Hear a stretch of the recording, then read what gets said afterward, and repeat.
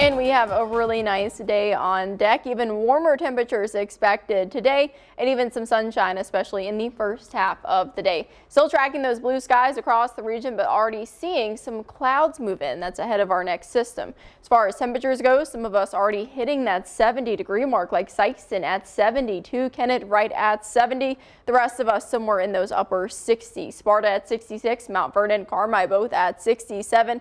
And in the next couple of hours, we're just going to continue to warm. Those winds really have calmed down throughout today, but those temperatures, we're going to climb up into those lower 70s. Sunshine staying with us, especially in the first half of the day. More of those clouds begin moving in the evening and overnight tonight. We're finally, after a couple weeks, fairly close to our average seasonal high.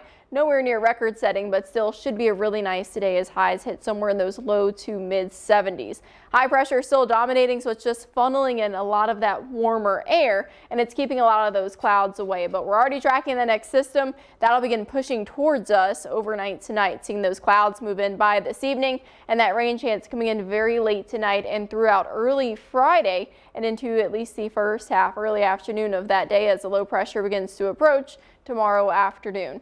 Today, threat tracker fairly low. We're just tracking those clouds moving in and much warmer temperatures as we climb back up into the 70s.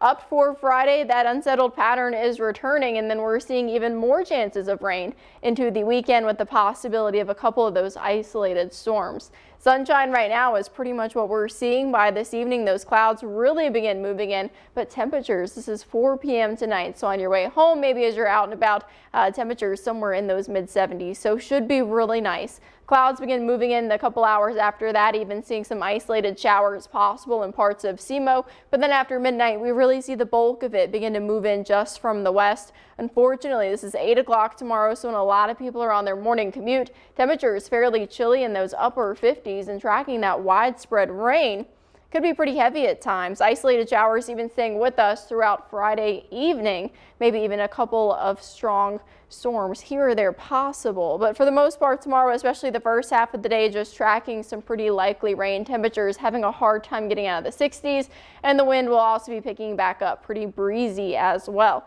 Totals are really going to be more so over our southern and then SEMO counties, seeing about an inch on the higher side of things. The rest of us seeing a little bit less than that. So great to have the Storm Track 3 up. I know there's a lot of events and activities for tomorrow and then into the weekend.